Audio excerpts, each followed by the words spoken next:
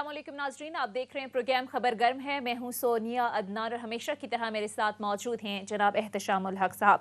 नाज़रीन, कश्मीर पर भारतीय कब्जे को 2 साल मुकम्मल हो गए हैं। कश्मीर समेत दुनिया भर में कश्मीरी आवाम से यकजहती के लिए आज के दिन को यौम एहतजाज और यौम स्याह के तौर पर मनाया जा रहा है, ताकि दुनिया के सामने भारत के मजालिम और जो जारियत, जो बर्बरियत मकबूजा कश्मीर के अंदर रही है, उसको आश्कार किया जाए, इसे दुनिया के सामने रखा जाए। भारतीय हुकूमत नाज़रीन 5 अगस्त 2019 को मकबूजा जम्मू और कश्मीर की खुसूसी हैसियत ख़त्म कर दी गई थी और इसके लिए भारतीय पार्लियामेंट ने आर्टिकल 370 और 35A को ख़त्म कर दिया था।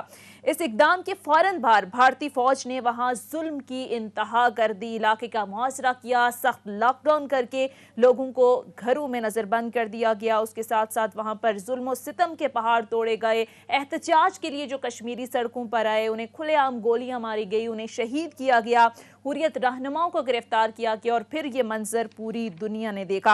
अहम बात यह है कि आज 2 साल गुजरने के बावजूद, पिछले 70-72 सालों से तो कश्मीरी अपना मुकदमा लड़ ही रहे हैं, लेकिन पिछले 2 साल गुजरने के बावजूद भी कश्मीरियों ने इस नाजायज इकदाम को तस्लीम नहीं किया और कश्मीरियों का जोश व जज्बा आज भी वैसा ही है। पाकिस्तान ने भी इसके खिलाफ भरपूर अपना मुकदमा लड़ा और दुनिया के सामने भारत की बर्बरियत जो है वो आश्कार की। आपको सुनवाते हैं कि प्राइम मिनिस्टर इमरान खान ने इस मसले पर आलमी दुनिया किस तरीके से ये मुकदमा रखा। सुनिएगा जरा, फिर इस पर मज़ीद बात करते हैं। और नाज़रीन, आज 72 साल गुजरने के बावजूद भी ये सवाल अपनी जगह पर मौजूद है कि आखिर कहाँ हैं इंसानी हुकूक की नाम नहाद तंजीमें, कहाँ है अक़वाम मुत्तहिदा, OIC जैसे इदारे, क्यों भारत में जो जुल्म सितम हो रहा है इस पर खामोश तमाशाई का किरदार अदा कर रहे हैं और अगर कहीं बात होती है तो सिर्फ मजम्मती बयानात तक ही महदूद होकर रह जाती है। सारे मामले पर बात करेंगे। सीनियर तर्जियाकार और major general retired Ejaz Awan साहब हमें ज्वाइन कर चुके हैं। बहुत बहुत शुक्रिया एजाज अवान साहब आपके वक्त का। एजाज अवान साहब, किस तरीके से देखते हैं, वैसे तो दहाइयों से कश्मीरी अवाम भारत के जुल्म और बर्बरियत का शिकार हो रही है, लेकिन पिछले 2 सालों से जिस तरीके से कश्मीर के अंदर भारत ने जो कब्जा किया, जिस तरीके से एक तरफा जो इकदाम किया, पाकिस्तान ने भरपूर तरीके से हमने देखा कि ये मुकदमा दुनिया के सामने रखा। तो जनरल साहब, क्या ऐसी मजबूरियां हैं आलमी ताकतों की, आलमी दुनिया की, कि आज तक भारत को ये इकदाम वापस लेने पर मजबूर नहीं कर सकी? बड़ी बड़ी नाम नेहाद तंजीमें हैं, इंसानी हुकूक की वहां पर संगीन खिलाफ वर्जियां हो रही हैं, क्यों ये मजबूर नहीं कर सके भारत को? जी, मेरे ख्याल में उसकी बड़ी दो टोक जवाब तो ये है कि उन्हें अभी इस वक्त हिंदुस्तान की जरूरत है। वो ताकतवर ममालिक जो यूनाइटेड नेशन सिक्योरिटी काउंसिल में इन्फ्लुएंस रखते हैं, जो जियो पॉलिटिक्स में इन्फ्लुएंस रखते हैं, लेड बाय अमेरिका, उनको इस वक्त हिंदुस्तान की जरूरत है। और वो जिस मुआशी जंग का ऐलान चीन के खिलाफ कर चुके हैं, उसमें वो एज अ प्रॉक्सी हिंदुस्तान को इस्तेमाल करना चाहते हैं। और ये लाइसेंस टू किल उन्होंने इसलिए उनको दे दिया है कि तुम हमारे काम आओ, हम तुम्हारी जो कुछ तुम जुल्म कर रहे हो हम इससे सरफ नजर करेंगे। क्योंकि रियल पॉलिटिक्स में या जो जियो पॉलिटिक्स है या स्ट्रेटजी है, उसमें मोरालिटी की कोई जगह न थी ना मुझे नजर आती है। तो इसलिए ये एक वजह है कि हिंदुस्तान पर कोई दबाव नहीं आ रहा। अगरचे इंसानी हकूक की ऑर्गेनाइजेशन ने भी आवाज उठाई, अमेरिकन कांग्रेस में भी आवाज उठाई गई, ब्रिटिश पार्लियामेंट भी उठाई गई, पाकिस्तान ने भी पूरा जोर लगाया। लेकिन अभी हमें चाहिए कि इसमें हमें कुछ इक़दामात और उठाने होंगे और चीजों को उस नहज तक लेके जाना होगा जहां दुनिया को इधर तवज्जो देने पर मजबूर किया जाए। ठीक है। अच्छा एहतशाम साहब, भारतीय जो जुल्म सितम है 70-72 सालों से, पाकिस्तान आवाज़ तो उठा ही रहा है दुनिया के सामने। हमने भारत का मकरू चेहरा हर सतह पर बेनकाब किया, डोजियर्स हमने दुनिया के सामने रखे। लेकिन जिस तरह से अभी जनरल साहब बात कर रहे हैं कि आपको लगता है कि खारजा सतह पर इस मसले को मजीद करने की ज़रूरत है, उजागर करने की ज़रूरत है, ताकि नताइज निकल सकें। हम देखते हैं मजम्मती बयानात तो आते हैं, जिस तरह से अमरीकी कांग्रेस में भी बात हुई, ब्रिटिश पार्लियामेंट ने भी इस पर बात की, लेकिन सिर्फ बात करने की हद तक है, अमली तौर पर होता हुआ कुछ नजर नहीं आ रहा। सोनिया, बुनियादी तौर पे 2 चीज़ें बड़ी अहम है। पहली तो बात यह है कि 72 साल से ये कश्मीर का इशू अनरिजॉल्व है, यूनाइटेड नेशन के एजेंडे पे होने के बावजूद नहीं हुआ। जैसे जनरल साहब ने कहा, आपने भी बताया कि पूरी दुनिया का ये फ़र्ज़ बनता था कि जो करारदादें यूनाइटेड नेशन में मंजूर हुई उसको आगे लेके जाते। लेकिन एक चीज़ सोनिया, जो कश्मीरियों के लिए, हमारे लिए जो बड़ी हद तक सेटिस्फाइंग फैक्टर है वो ये है کہ ایگزیکٹلی 5 سال پہلے کی جو فضا پیدا ہوئی ہے، برہان وانی جو ایک بہت بڑا مجاہد تھا شہید ہونے کے بعد، انڈیجنس موومنٹ نے جس طریقے سے تقویت ملی اس کو اور آگے لے کے گئی، ہندوستان کی نیندیں حرام ہو گئی. ابھی 90 لاکھ 95 لاکھ ٹوٹل کشمیری ہیں، 7 لاکھ کے امریکہ کی ہندوستان کی فوج ہے، لیکن اس کو کسی طور پہ ختم نہیں کر سکے. ابھی دیکھیں یہ 21 فروری کو 2024 میں 21 فروری کو مودی نے کچھ لوگوں کو بلایا دہلی. جب انہیں احساس ہوا کہ جی معاملات تو ظلم و جبر سے ٹھیک نہیں ہو رہے، تو محبوبہ مفتی اور عمر فاروق کو بلایا گیا، جو کہا جاتا ہے کہ ان سے بڑا نرم گوشہ رکھتے ہیں. ٹھیک ہے نا، ان کو بلایا گیا. اگرچہ حریت کانفرنس کے لوگ بھی اس میں، جو میر وائز شامل ہیں، اسی طرح سے یاسین ملک وغیرہ لوگ ہیں، ان کو نہیں بلایا، انہیں جیلوں میں رکھا ہوا ہے. اور گیلانی صاحب بزرگ رہنما ہیں، وہ بھی ہیں. ان کو بلایا اور مقصد یہ تھا کہ ان سے بات چیت کی جائے، بتایا جائے کیا حل کرنا چاہیے. محبوبہ مفتی نے بڑا شاندار سٹینڈ لیا. اس نے کہا جی جو آپ کر رہے ہیں غلط کر رہے ہیں. پہلے تو آپ 370 فوری طور پہ واپس لیں، 35A آپ نے جو ختم کیا ہے اس کو دوبارہ لے کے آئیں، اس کے بعد سے ہم کچھ سنیں گے. مودی کا موڈ خراب ہو گیا، خبریں جو آئیں اسے بڑا غصہ بھی آیا، یہ کیا ہے. سنس دین ایک اچھی چیز جو ہوئی ہے جنرل صاحب، وہ لگتا ہے کہ پہلے تو ہم دیکھتے ہیں کہ بڑی حد تک انٹرنیشنل کمیونٹی، اب بالکل آپ صحیح کہہ رہے ہیں کہ ان کے اپنے مفادات ہیں، اب انہیں پریشر اتنا مل رہا ہے. ابھی آپ دیکھ رہے ہیں امریکہ کے وزیر خارجہ 2 ہفتے پہلے امریکہ اپنا ہندوستان ہو کے گئے. انہوں نے بلکنکن انہوں نے آ کے جس طریقے سے ہیومن رائٹس وائلیشن کی بات کی، کوئی توقع نہیں کر رہا تھا وہاں پہ. ہندوستان کو بہت برا لگا. لیکن ڈیموکریٹس کے بارے میں ایک بات ہے کہ وہ ہیومن رائٹس کے چیمپئن بنتے ہیں، اس حوالے سے وہ لگی لپٹی نہیں رکھتے. یہی وجہ ہے کہ سعودی عرب کے لیے بھی مسائل پیدا ہو گئے، تو وہ ایک ان پہ دباؤ آیا. اب دباؤ تھوڑا تھوڑا سونیا آ بھی رہا ہے. یورپین پارلیمنٹ جس طریقے سے مذمتی بیانات دیتی ہے، پھر ہیومن رائٹس کونسل ہے، پھر یونائٹڈ نیشن کی ہیومن رائٹس کا ادارہ ہے، پھر ایمنسٹی انٹرنیشنل ہے، ہیومن رائٹ واچ والے بھی ہیں، وہ سارے.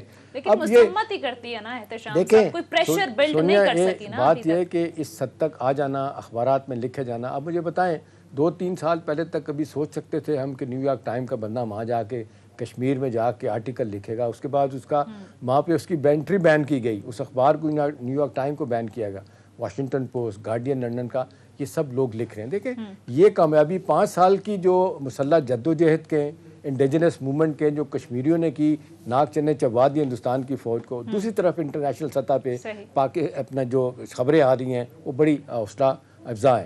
ایک چیز جو کرنے والی ہے، جو ہمارے بار بار آ رہا ہے کہ جی فارن آفس لیول پہ کہا جاتا ہے. قریشی صاحب ہمیں جوائن کر چکے ہیں غالباً.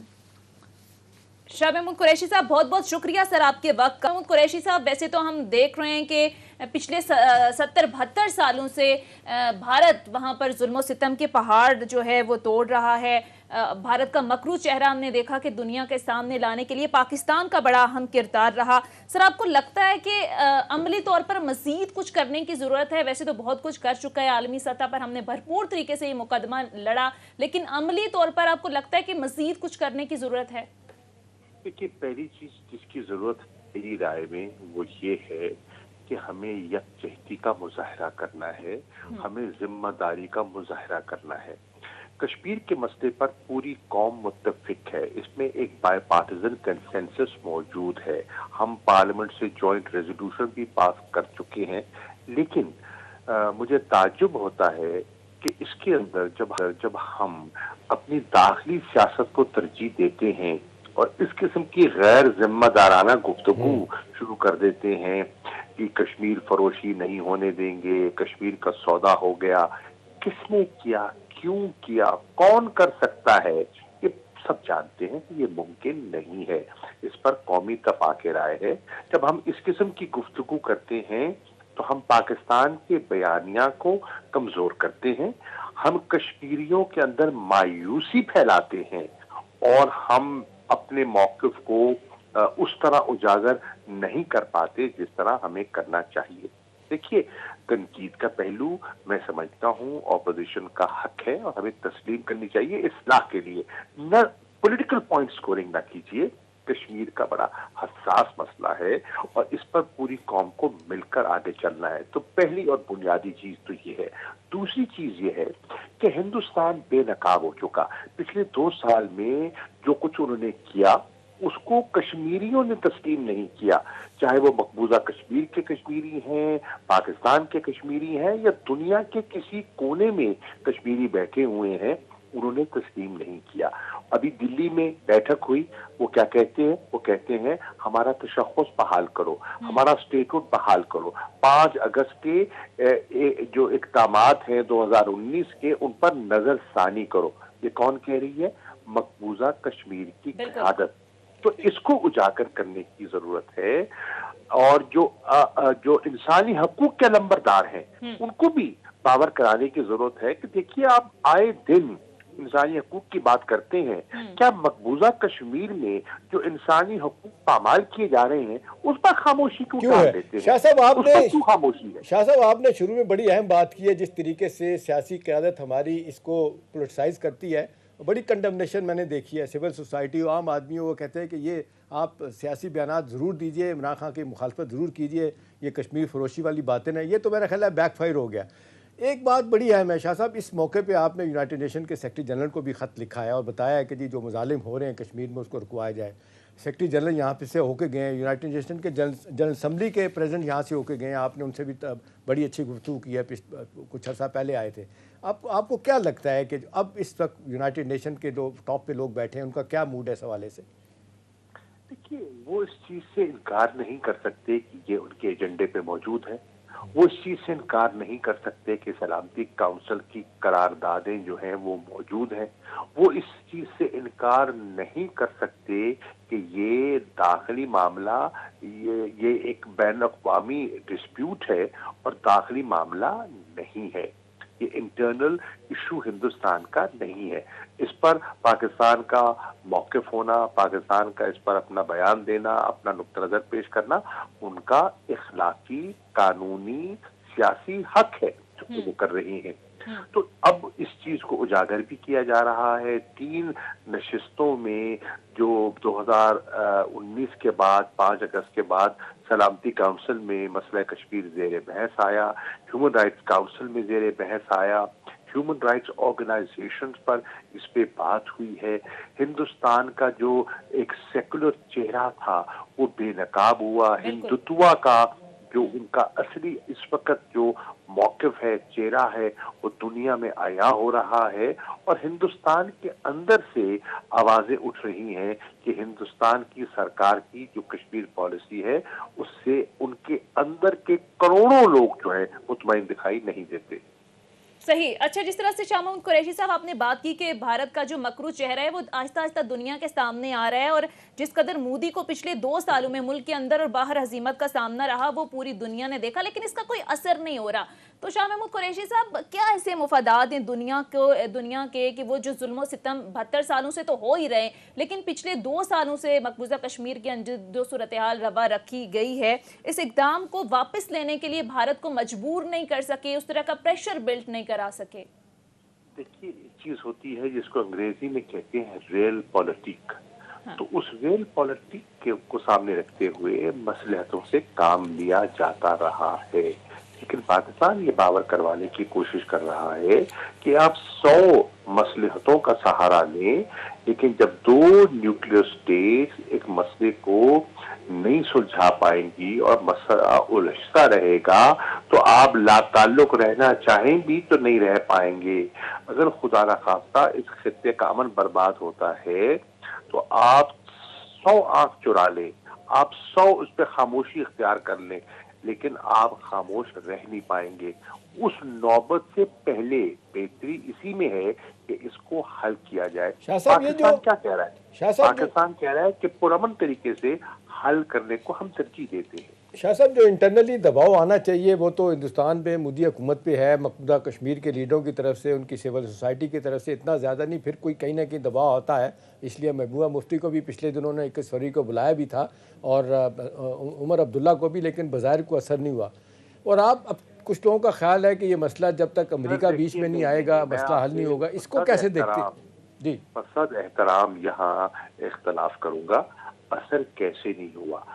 وہ ہندوستان کے لوگ جو ان کے ساتھ مل بیٹھ کے ہاں میں ہاں ملایا کرتے تھے, ان کے ساتھ حکومتیں بنایا کرتے تھے, آج ان سے لا تعلق ہو گئے. یہ اتنا بڑا شفٹ ہے, یہ اتنا بڑا پیراڈائم شفٹ ہے جس کو آپ کو سمجھنا ہوگا, اور اس کے دورت نتائج ہیں.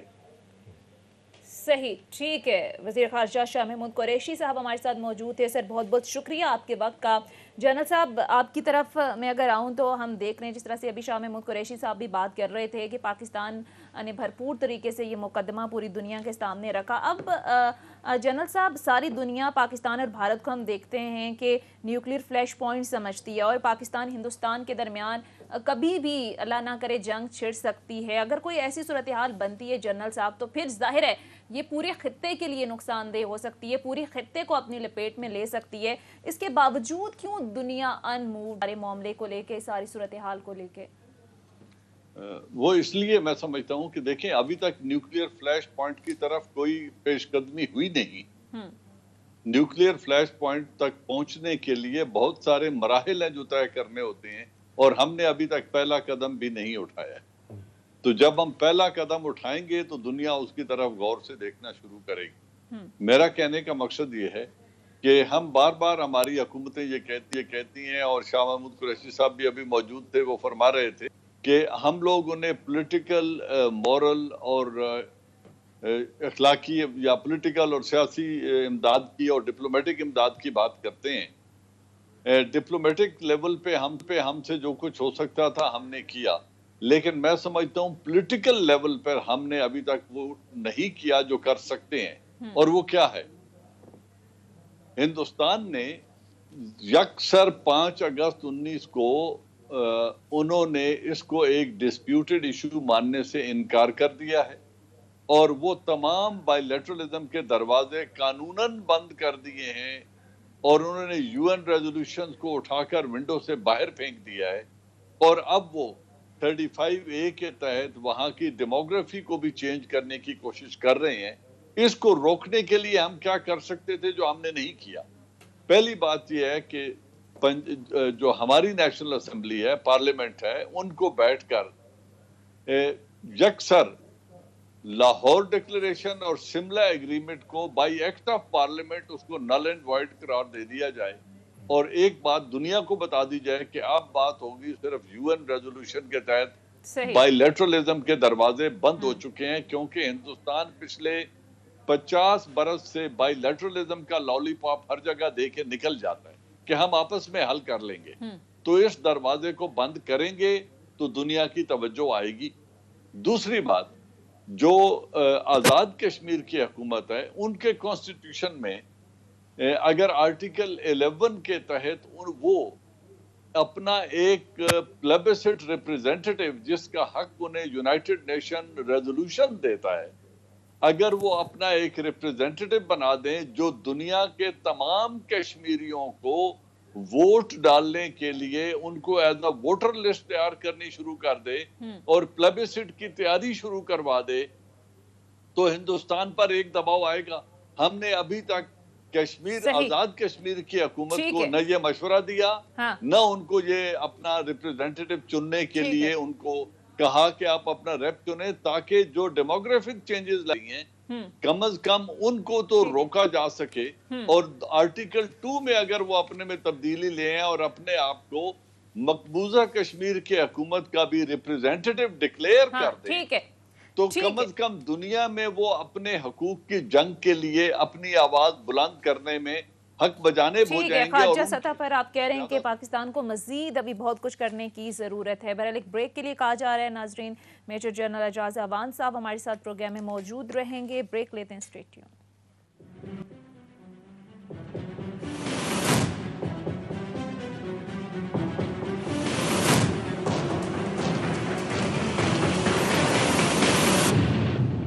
ब्रेक के बाद खुश आमदी। जनरल साहब, अभी जिस तरह से आप बात कर रहे थे कि पाकिस्तान को मजीद जो है वो अपने इक़दामात करने चाहिए इस अहम मसले के ऊपर, तो आपको लगता है कि खारजा पॉलिसी को रिवाइज करने की ज़रूरत है, स्पेशली जो कश्मीर इशू है इस पर? देखिए, यकीनन ये जो हमारी खारजा पॉलिसी की बुनियाद बनेगी वो ये पॉलिसीज बनेगी जिनकी तरफ मैं बात कर रहा हूँ कि जब आप लाहौर डिक्लेरेशन और शिमला एग्रीमेंट जिसको हिंदुस्तान 50 बरस से इस्तेमाल कर रहा है और वो इंटरनेशनल कम्युनिटी को एक धोखा देके निकल जाता है कि ये तो हम बायलैटरली हल कर लेंगे, आप लोगों की मसालियत की जरूरत नहीं है। جب آپ اس دروازے کو بند کریں گے تو دنیا بھی ان سے کہہ سکے گی کہ آپ نے اس کو ڈسپیوٹ نہیں مانا اور آپ نے بائی لیٹرلزم کے دروازے بند کر دیے، جواباً پاکستان نے بند کر لیے، تو اب تو ہمیں بیچ میں آنا پڑے گا۔ تو آپ ثالثی کا یا یونائٹڈ نیشن انٹرونشن کا دروازہ کھول دیں گے اس ایکٹ آف پارلیمنٹ، لہٰذا اس کو کر گزرنا چاہیے۔ اس کو یونیلیٹرلی رکھ کے کیوں بیٹھے ہوئے ہم جب اس کی کوئی حیثیت ہی نہیں رہ گئی؟ لیکن اس میں جنرل صاحب ایک اور چیز بتائیے گا، چلیں یہ تو بات ٹھیک ہے، ٹٹ فار ٹیٹ ہونا چاہیے، لیکن کچھ لوگوں کا خیال ہے کہ جی ایک عرصے سے بیک چینل ڈپلومیسی ہو رہی ہے، ایک دفعہ پھر آج کل کہا جا رہا ہے کہ ہمارے کانٹیکٹ ان کے ساتھ ہو رہے ہیں، اس کا نتیجہ ابھی تک کچھ نہیں نکلا۔ کچھ لوگوں کا خیال ہے کہ جی بڑی وائبرنٹ قسم کی ہماری فارن پالیسی ہونی چاہیے، کشمیر میں باقاعدہ ڈویژن بننا چاہیے، اسپیشل انوائز باہر جانے چاہیے۔ جس طریقے سے ہندوستان لابی کرتا ہے اپنے معاملات کے لیے، ہم بڑے کم ہیں، ہمارے پرائم منسٹر تو بہت ہی کم باہر جاتے ہیں۔ آپ کو لگتا ہے کہ اس حوالے سے کوئی نئے طریقے سے اپنی پالیسی کو ریفارم کرنے کی ضرورت ہے؟ میں نہیں سمجھتا کہ نریندرا مودی، اجیت دووال اور امیت سنگھ کے ہوتے ہوئے کسی قسم کا کوئی بیک چینل کامیاب ہو سکتا ہے۔ وہ ایکسٹریمسٹ مائنڈ سیٹ ہے، آر ایس ایس کا مائنڈ سیٹ ہے، وہ جس ایشو ہی تسلیم نہیں کرتے، ان کے ساتھ کھلے دروازے سے کچھ نہیں ہو رہا تو بیک دروازے سے کیا ہوگا؟ وہ یو این ریزولوشن کو نہیں مان رہے تو ہمارے بیک چینل کو کیا اہمیت دیں گے وہ؟ تو میں نہیں سمجھتا کہ کسی قسم کی کوئی امید وابستہ کی جا سکتی ہے بیک چینل کے ساتھ، اگرچہ بیک چینل جنگ میں بھی چلتے رہتے ہیں، امن کے دنوں میں بھی چلتے رہتے ہیں، لیکن اس میں مائنڈ سیٹ دیکھنا ہوتا ہے کہ آپ کس کے ساتھ بیک چینل کی بات کر رہے ہیں۔ اب اجیت دووال جو پاکستان کے اندر دہشت گردی کروا رہا ہے، نریندرا مودی جو پاکستان کے اندر گھس کے مارنے کی بات کرتا ہے، اس کشمیر کو کہہ رہا ہے آپ کے بھائی آپ کو آزاد کروانے کے لیے آ رہے ہیں، اور اجیت دووال یہ کہتا ہے کہ ہم بازی الٹ دیں گے اور ہم بلوچستان کو آزاد کروائیں گے۔ ان لوگوں کے ساتھ بیک چینل کون سا ہے؟ تو میں نہیں سمجھتا کہ اس مائنڈ سیٹ کے ساتھ، R S S mind set کے ساتھ بیک چینل میں کوئی کامیابی کے امکانات ہیں۔ تو پھر جنرل صاحب آگے ہوگا کہ آپ کو امید ہے کہ، بلکہ احتشام صاحب اگر میں آپ کی طرف آؤں تو سونر اور لیٹر دنیا کچھ کرے گی نا اس معاملے پر، تو بھارت پر پھر دباؤ کہاں سے آئے گا؟ امریکہ جیسی سپر پاور بھی ہم دیکھ رہے ہیں کہ اس مسئلے کو جس انداز میں نگلیکٹ کر رہی ہے، تو پھر یہ دباؤ کہاں سے؟ زیادہ پریشان کن بات یہ ہے کہ تھرڈ پارٹی انٹرونشن، وہ ثالثی کا کردار اگر کوئی ادا کر سکتا ہے، آپ کو زیادہ پریزیڈنٹ ٹرمپ نے 2 دفعہ بات کی تھی، اگرچہ سطحی طور پہ کی، اس حوالے سے ہم نے دیکھا کہ رشیا بھی یہ بات کرتا رہا ہے، ایران نے ہمیں کہا ہے، سعودی عرب نے ہمیں کہا ہے، اور کہا جاتا ہے کہ دبئی، یو اے نے تو پچھلے دنوں ہمارے درمیان کچھ مذاکرات کروائے بھی ہیں۔ لیکن اب سوال یہ ہے کہ جب تک امریکہ جیسا ملک اس میں نہیں آئے گا بات نہیں بنے گی۔ دوسری بات یہ ہے کہ انٹرنیشنل کمیونٹی، وہ جنرل صاحب صحیح بات کر رہے ہیں کہ بھی جس طریقے سے دباؤ آنا چاہیے، ان کے اسٹریٹجک مفادات ہندوستان کے ساتھ وابستہ ہیں۔ ادروائز آپ دیکھ لیں جہاں انٹرنیشنل کمیونٹی نے کچھ کرنا ہوتا ہے، ابھی حالیہ سالوں میں آپ دیکھ لیں ایسٹ تیمور کس طریقے انڈونیشیا سے علیحدہ کر کے ایک انڈیپینڈنٹ ملک بنایا گیا کیونکہ وہاں کرسچن زیادہ رہتے ہیں۔ اس کے بعد ساؤتھ سوڈان میں چلے جائیں، وہاں پہ آپ دیکھ لیں انہوں نے ایک علیحدہ ملک بنا دیا بغیر ایک گولی چلائے۔ تو میرا خیال ہے کہ یہاں پہ کوئی ایسا طریقہ کار ہونا چاہیے۔ ٹھیک ہے، چائنا ہمارا دوست ہے، سپورٹ بھی کرتا ہے کشمیر کے حوالے سے، اوور دی ایئر یہ معذرت کے ساتھ جنرل صاحب یہ ہمارے ساتھ ہوا کہ جو اسٹرانگ ہمیں سپورٹ او آئی سی سے ملتی تھی وہ نہیں ملی۔ سعودی عرب چھوٹی سی بات پہ ناراض، جب آپ دیکھ لیں ہم کہتے ہیں فارن منسٹر کونسل کی میٹنگ بلائی جائے اور انہوں نے کہا جی ہم نہیں بلانے دیں گے۔ ہندوستان آپ دیکھ لیں وہاں پہ مندر سعودی عرب میں تو نہیں، یو اے ای میں بننا شروع ہو گیا، سب کچھ پتہ نہیں کیا کیا ہونا شروع ہو گیا وہاں پہ۔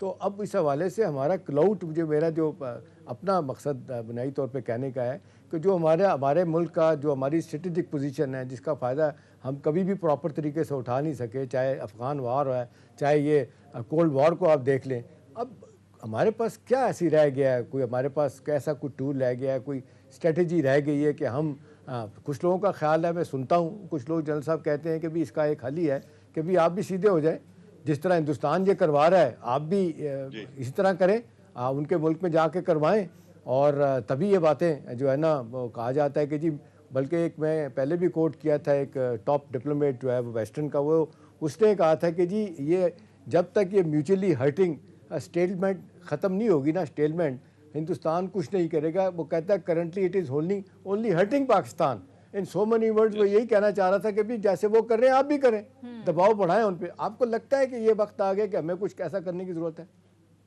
जी देखें, आपके सवाल के अंदर ही उसका जवाब मौजूद है। बात यह है कि हिंदुस्तान, हमने दुनिया के सामने क्या रखा है कि हिंदुस्तान टेरर फाइनेंसिंग कर रहा है पाकिस्तान के अंदर। हिंदुस्तान की टेलीफोन रिकॉर्ड्स हैं जो मुल्क के अंदर वो कर रहा है। फिर यूरोपियन यूनियन डिसइंफो जो लैब थी उसकी इंफॉर्मेशन हमने उनके सामने रखी। फिर 66 दहशतगर्द कैंपों की तफसील हमने उनके पास रखी। फिर चाइनीज कॉन्सुलेट और स्टॉक एक्सचेंज पर हमले के शवाहिद हमने उनके पास रखे। और अब जो लाहौर में रिसेंटली ब्लास्ट हुआ था उसके शवाहिद भी हमने दुनिया के पास रखे। कुलभूषण यादव को खुद हम इंटरनेशनल कोर्ट ऑफ जस्टिस में ले गए हैं जहां ये प्रूव हुआ है कि हिंदुस्तान ने उसे फेक आइडेंटिटी देकर गलत नाम से भेजा हुआ था।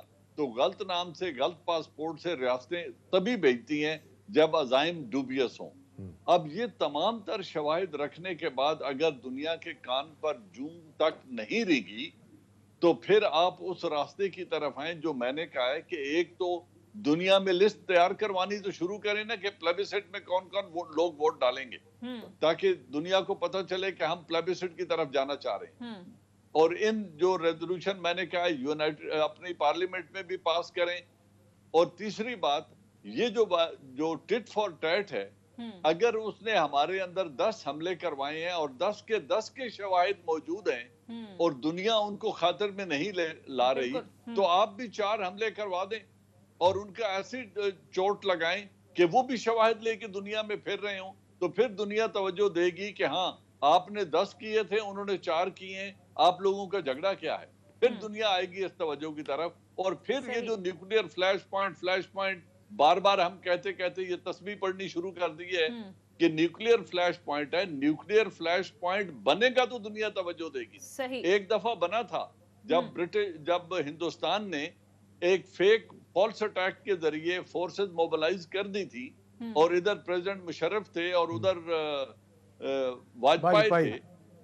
तो उस वक्त जब प्रेसिडेंट मुशर्रफ ने ये बात की थी शाम को कि we have the right to defend our integrity with all available resources, तो दुनिया दौड़ती हुई आई थी और हिंदुस्तान हफ्ते के अंदर बॉर्डर खाली कर गया था।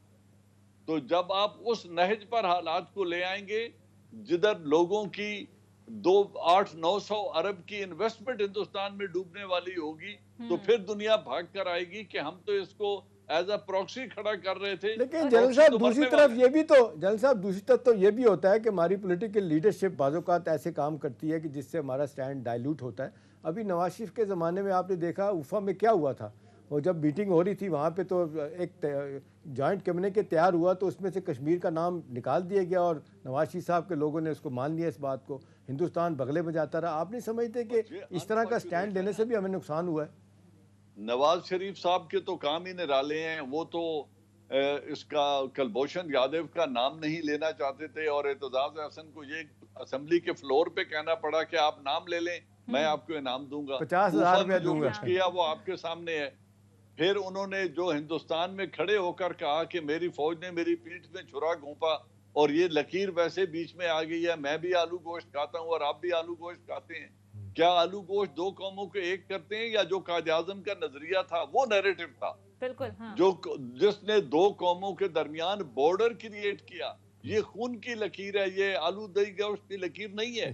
उन्होंने कहा ये बीच में एक लकीर आ गई है। तो जब इस तरह की दिलमिल यकीन लीडरशिप हो जो अजीत दोवाल और इनको अपने घरों में बिठा ले और बगैर वीजे के बुलवा ले अपने घर, तो फिर उनकी सुनवाई दुनिया में नहीं होती। लेकिन इमरान खान से मुझे ये तवक्को है कि वो कोई अमली कदम उठाएं और ये जो मैंने कहा है इन चीजों पर गौर करें ताकि दुनिया इस पर सोचने पे मजबूर हो जाए। क्योंकि 5 अगस्त 2019 कश्मीरियों को घर बैठे बैठे बेघर कर देगा। आप कह रहे हैं कि कश्मीर जैसे अहम और जो सुलगता हुआ इशू है, एटलीस्ट इन इक़दामात पर ये जो मसाइल है इन पर हमारी सियासी क़यादत को एक पेज पर होना चाहिए ताकि दुनिया को एक स्ट्रॉन्ग मैसेज जाए। आप ज़रा एहतशाम साहब पाक अमेरिका ताल्लुकात के हवाले से थोड़े से बात कर लेते हैं, जो कि इतने ज़्यादा आइडियल नहीं है। अभी जिस तरह से आप बात भी कर रहे थे कि अमेरिका जैसी सुपर पावर अगर चाहे उससे हम ये तवक्को भी कर सकते हैं कि भारत पर दबाव डाले और ये जो कुछ भी मकबूजा कश्मीर के अंदर हो रहा है इस पर जो है वो कम से कम कोई सालसी का किरदार کردار ادا کر سکے، لیکن نہیں نظر آ رہا۔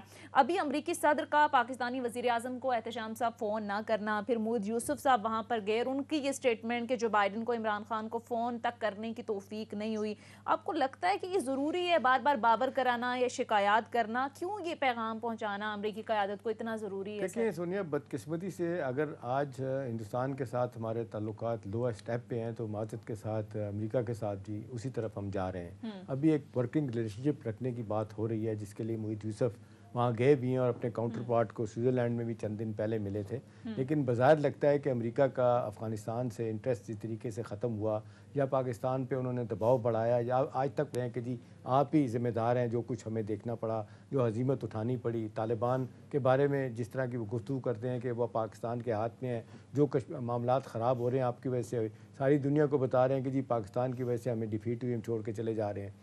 اب یہ ان کا غصہ ہے، یہ وہ جھنجھلاہٹ ہے جس کی وجہ سے وہ اس خطے کو ہائی اینڈ ڈرائی چھوڑ کے چلے جا رہے ہیں، اور یہاں پہ لگتا ہے کہ جو ہمسایہ ممالک ہیں ان کے لیے مسائل پیدا ہوں گے۔ رشیا بھی، چائنا بھی، پاکستان بھی، ایران بھی، سینٹرل ایشیا بھی پریشان ہے کہ یہاں پہ اگر طالبان زبردستی آ جاتے ہیں افغانستان میں اور ان کو کوئی ریکگنائز بھی نہیں کرتا، تو وہاں جو بیٹھے ہوئے پاکستان دشمن عناصر بیٹھے ہیں، جو ان کو بھارت کی ایجنسیوں بھی سپورٹ کرتی ہیں، ان کو را کے علاوہ NDS افغانستان کی انٹیلیجنس ایجنسی بھی سپورٹ کرتی ہے، تو ہمارے لیے مشکلات ہوں گی۔ امریکہ کا رائٹ نو اس وقت جنرل صاحب مجھے لگتا ہے کہ ہمیں رائٹ آف کرنے کے وہ موڈ میں ہیں، نہ وہ تجارت پہ بات کرنا چاہتے ہیں، نہ کوئی ہم سے چاہتے ہیں کہ فارن آفس پہ کی سطح پہ بات ہو۔ میں یہ اکثر پال سے پوچھوں تو ہمارے پاس پھر کیا آپشن رہ جاتا ہے کہ ہم کیسے چائنا اور امریکہ کے درمیان تعلقات کو ہم بیلنس کر کے رکھ سکتے ہیں؟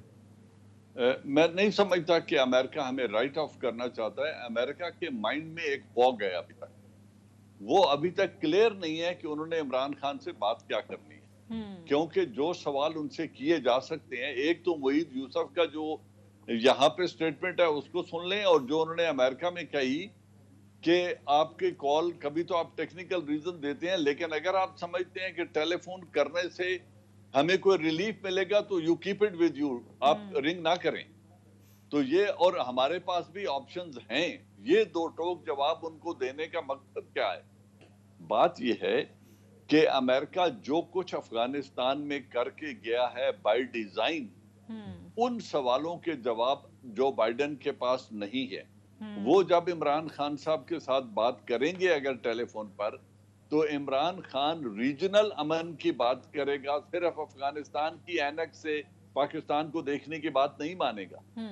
تو جب ان سے انڈیا کی بات کی جائے گی اور انڈین ایکوپائڈ کشمیر کے اندر ہونے والے مظالم کی بات کی جائے گی، تو جو بائیڈن کیا جواب دیں گے عمران خان کو؟ صحیح۔ دوسری بات یہ ہے کہ انہوں نے طالبان کو خود لیجیٹیمائز کیا، معاہدہ ان کے ساتھ کیا، اور اشرف غنی حکومت کو جو ان کی پیڈ گورنمنٹ تھی اس کو دوحہ میں ڈائیلاگ ٹیبل پر نہیں بٹھایا۔ تو یہ سوال بھی ان سے پوچھا جائے گا کہ آپ نے افغانستان کے امن کے لیے اور تمام فیکشنز کو ایک ٹیبل پر بٹھانے کے لیے کیا کارنامہ انجام دیا ہے، جس کا ان کے پاس کوئی جواب نہیں ہے۔ جن صاحب ایک اور بات ہو رہی ہے، میں چاہتا ہوں وقت کم ہے، میں آپ سے وہ سوال ضرور پوچھ لوں۔ لوگ کہہ رہے ہیں کہ امریکہ جو ہے نا اب دنیا میں پالیسی چینج کرنا چاہتا ہے اور ایک نیا ایجنڈا، وہ نئی گریٹ گیم اور اپنا ایک نئے سرے سے اپنا دنیا میں اپنے قدم جمانا چاہتا ہے۔ وہ کہا جا رہا ہے کہ بائیڈن صاحب جو ہیں 78 صاحب ان کی ایج ہے، 2 سال کے بعد کہا جاتا ہے کہ جی ان کو کہا جائے گا کہ جی ہی از انیبل ٹو پرفارم، ان کو سائیڈ لائن کیا جائے گا۔ کاملا ہیرس جو وائس پریزیڈنٹ ہے ان کو پریزیڈنٹ بنایا جائے گا، 2 سال ان کے یہ اور اگلی 2 ٹرم، تو 12 سال کے لیے وہ کہہ رہے ہیں 8-10 سال کے لیے، 4 اور 4 8 اور یہ 2 سال، یہ 10 سالوں میں کاملا ہیرس کے ذریعے وہ کہتے ہیں کہ اپنا ایجنڈا پورا کرے گا۔ آپ کو لگتا ہے کہ شاید اس میں بھی کوئی وزن ہے اس بات میں؟ ٹرمپ بھی کہتا تھا میں 8 سال پریزیڈنٹ رہوں گا، تو اس کا کیا ہوا؟ کاملا ہیرس آج تک تو کوئی انڈو افریقن میرڈ ٹو اے جیو ایسی کوئی عورت ابھی تک تو امریکہ کی پریزیڈنٹ بنی نہیں ہے، اور اگر حادثاتی طور پر ابھی کچھ عرصے کے لیے بن جائے تو اگلے 2 مسلسل الیکشن جیت جانا ایک خواب تو ہو سکتا ہے، مجھے وہ ریالٹی نہیں لگتی، لہذا یہ بہت دور کی بات ہے۔ ابھی ہم دیکھتے ہیں کہ جو بائیڈن کے ساتھ ہمیں کیسے ڈیل کرنا ہے، اور جو بائیڈن افغانستان سچویشن کے ساتھ اور چین کے ساتھ اپنا اسٹریٹجک ایکولیبریم کیسے بناتے ہیں، اور کس طریقے سے وہ آگے دنیا کی سیاست کو لے کے جانا چاہتے ہیں، ابھی ہمیں اسی پر بات کرنی چاہیے۔ کاملا ہیرس از اے فار کرائے، ابھی اس کو چھوڑ دیں۔ چلیں لیکن سونیا ایک چیز اور بھی ہے، جس طریقے سے ایک مسٹیریس قسم کی سائلنس ہم دیکھ رہے ہیں ورلڈ کیپٹل میں، جنرل صاحب واشنگٹن میں، لندن میں، پیرس میں اور جگہوں پہ، یہ اب افغانستان کے حوالے سے اتنی بری شکست کھانے کے بعد وہ چل جا رہے ہیں، کوئی تنقید نہیں کر رہا، کوئی لکھ نہیں رہا، چند ایک لوگوں نے لکھا بھی ہے دبے الفاظ میں، لیکن ایک بھرپور جو مذمت ہونی چاہیے کہ جی $2 ٹریلین خرچ کر کے آپ کو کیا ملا، جس طریقے سے آپ نے 4 لاکھ بندہ مارا آپ نے جا کے وہاں، عراق میں بھی کچھ نہیں ملا۔ اب لوگوں کا خیال ہے کہ جی یہ نئے سرے سے امریکہ کو اپنی اسٹریٹجی بنائے گا، اپنی عزت بحال کرنے کے حوالے سے وہ کچھ کرے گا، کوئی دھاندلی کے بھی معاملات ہوں گے، اسی حوالے سے وہ زیادہ تھپکی ان کو جو ہے نا وہ دی جا رہی ہے انڈیا کو، اور چائنا کو کنٹین کرنے کے لیے فزیکلی بھی اور اکنامکلی بھی کہا جا رہا ہے کہ 2027 میں وہ کراس کر جائیں گے، سول اکنامک پاور چائنا بن جائے گا۔ امریکیوں کو یہ بات بھی ہضم نہیں ہو رہی۔ جی سر۔ جو بائیڈن صاحب کے لیے ایک تو جو انٹرنل ڈویژن ہے ان کے اپنے ملک کے اندر سیاست جس نہج پہ پہنچ چکی ہے، ایک تو وہ بہت بڑا چیلنج ہے۔ اب امریکہ وہ امریکہ نہیں رہا جو انٹرنلی اس قدر یونائٹڈ ہوتا تھا، اب انٹرنلی بہت پولرائزڈ ہو گیا ہے۔ ایک تو ان کے لیے وہ بہت بڑا چیلنج ہے۔ دوسرا یہ جو 3 ملکوں میں انہوں نے مس ایڈونچر کیا، لیبیا میں، عراق میں اور سیریا میں، اور افغانستان چوتھا، اٹ ہیز بیک فائرڈ، اور چاروں میں انہوں نے کوئی نیک نامی نہیں کمائی بلکہ اپنا نقصان ہی کر کے گئے، ریجن کو ڈی سٹیبلائز کر کے گئے۔ اگر ان کا مقصد ڈی سٹیبلائز کرنا تھا تو یہ کوئی سیلیبل اسٹریٹجی نہیں ہے۔ اور پھر ان کے ایلائز افغانستان میں ان کو بہت پہلے چھوڑ گئے تھے، انہوں نے اپنے ٹروپ جرمنی اور انگلینڈ اور انہوں نے بہت پہلے اپنے نکال لیے تھے ٹروپ، آخر پہ جا کے امریکہ کے نکلے ہیں ابھی، اور کچھ ابھی نکلنے والے ہیں۔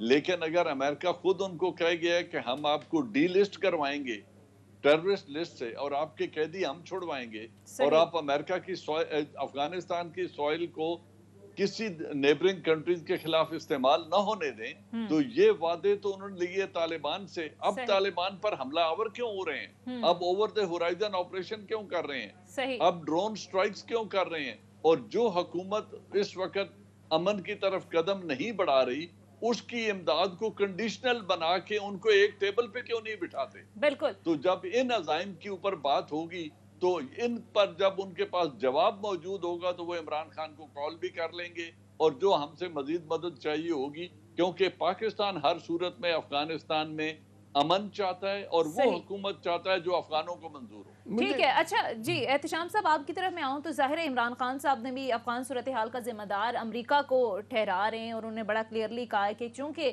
امریکہ جو ہے افغانستان سے کوئی سیاسی حل دیے بغیر چلا گیا اور ابھی بات بھی کر رہا ہے کہ اس مسئلے کا کوئی سیاسی حل نکلنا چاہیے، تو آپ کو لگتا ہے کہ ظاہر ہے ابھی جو وہاں پر اوورآل صورتحال بن رہی ہے ایسا لگ نہیں رہا کہ کوئی سیاسی حل نکلے گا؟ اگر صورتحال کشیدہ ہو جاتی ہے یا پھر پوائنٹ آف نو ریٹرن کی طرف جاتی ہے تو اس کا کہیں نہ کہیں ذمہ دار امریکہ بھی ہے۔ دیکھیں سونیا، یہ سب لوگ یہ بات کر رہے ہیں، میں نے دیکھا ہے کہ انٹرنیشنل لیول پہ بھی جو لکھنے والے ہیں وہ بھی بات کر رہے ہیں کہ جی اگر آج امریکہ چاہے تو اس مسئلے کا حل بڑی جلدی نکال سکتا ہے، کہ وہ پریزیڈنٹ اشرف غنی پہ دباؤ ڈالے، اس کو کہے کہ جی جو ماننے کے لیے تیار نہیں ہے، بات چیت کے لیے چاہتا ہے اپنی مرضی کی بات چیت، پھر کوئی انٹرم سیٹ اپ بننا ہے، وہ ضد لگا کے بیٹھا ہے مجھے اس کا صدر مجھے بنائے، ہیڈ اس کا میں ہوں گا، یہ وہ باتیں ہیں جس کو ماننے کے لیے بڑی تیار آسانی سے پریشر کر بھی سکتا ہے۔ لیکن امریکیوں کا اب تو واضح طور پہ لگتا ہے کہ پہلے جو کنسرن تھا کہ جی کو ہم پولیٹیکل سیٹلمنٹ کر کے جائیں یہاں پہ، ایسی دوبارہ سے صورتحال انسٹیبلٹی کی طرف نہ جائے،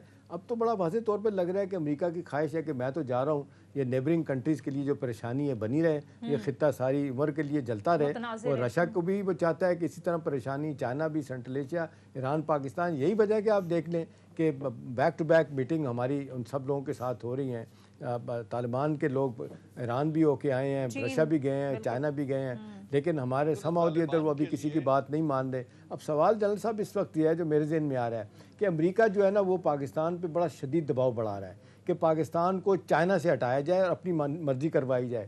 چائنیز بھی ایک حد تک ہمارے ساتھ ہیں، پوری طرح ہمارے ساتھ، مجھے ذاتی طور پہ لگتا ہے ایک طرف وہ کہتے ہیں گوادر بھی دے دیں، نیول بیس بنانا ہے، اور اس طرف نہیں آتے، ہم کہتے ہیں کہ بھی ہماری فائنینشیل مجبوری ہیں اس میں ساتھ دیں، اس طرح وہ ساتھ بھی نہیں دے رہے، تو ہم تو مارے گئے نا اس لحاظ سے۔ ورلڈ بینک IMF ہی گیا، ہمیں ایک جو ایڈیشنل سپورٹ یورپین یونین سے ملتی تھی وہ ہمیں نہیں مل رہی ہے، امریکہ میں ہمیں مارکیٹ ایکسیس اس طرح نہیں مل رہی، تو ہمارے لیے تو مشکلات ویسے ہی بغیر کچھ کیے ہمیں چوک کر سکتے ہیں۔ جی देखिए, नेशनल सिक्योरिटी एडवाइजर का जो अमेरिका में बैठ के बयान है कि वी हैव अदर ऑप्शंस, इसको अगर आप गौर से एनालाइज करें तो इस रीजन में दो काम तो हो चुके हैं कि पाकिस्तान अपनी स्ट्रेटेजिक अलायंस और स्ट्रेटेजिक एलाई चाइना को चुन चुका है, उसका इंतखाब पाकिस्तान कर चुका है। हमारे इंटरेस्ट कन्वर्ज करते हैं, हमारा बॉर्डर एक दूसरे के साथ मिलता है और इसी तरह मफादात मिलते हैं, म्यूचुअल ग्रोथ के मफादात मिलते हैं। और दूसरी तरफ हिंदुस्तान का चॉइस अमेरिका खुद कर चुका है और उनके साथ लॉजिस्टिक के माहदे कर रहा है। उनकी बेसेस और नेवल जो सबमरीन्स हैं वहां पे रिपेयर और लॉजिस्टिक के लिए उन्होंने माहदे कर लिए हैं। रीजनल डोमिनेशन की वो बात कर रहे हैं, चाइना के खिलाफ उनको इस्तेमाल करना चाहते हैं, उसकी बात वो कर रहे हैं। सही। तो अगर अमेरिका हिंदुस्तान का इंतखाब कर चुका है तो पाकिस्तान ने चाइना का इंतखाब कर लिया है। अब इन एनवायरमेंट में देखना ये है कि हम और चाइना किस तरह मजबूती से खड़े हो सकते हैं, इकट्ठे एक दूसरे के मफाद का दिफा कैसे कर सकते हैं, वो वीटो पावर से हमें क्या क्या तहफ़्फ़ुज़ दे सकता है, और हम एज अ ठीक है। अब देखना ये है कि पाकिस्तान और चाइना किस तरीके से अपने मुफादात के लिए वो एक साथ हो सकते हैं। बेल प्रोग्राम का वक्त खत्म हो जाता है। Major general retired Ejaz Awan साहब हमारे साथ मौजूद है, बहुत बहुत शुक्रिया सर आपके वक्त का भी। एहतशाम साहब आपका भी शुक्रिया। नाज़रीन, ये था हमारा आज का प्रोग्राम। फीडबैक जरूर दीजिएगा। अगले प्रोग्राम तक इजाजत दीजिए। खुदा हाफिज़।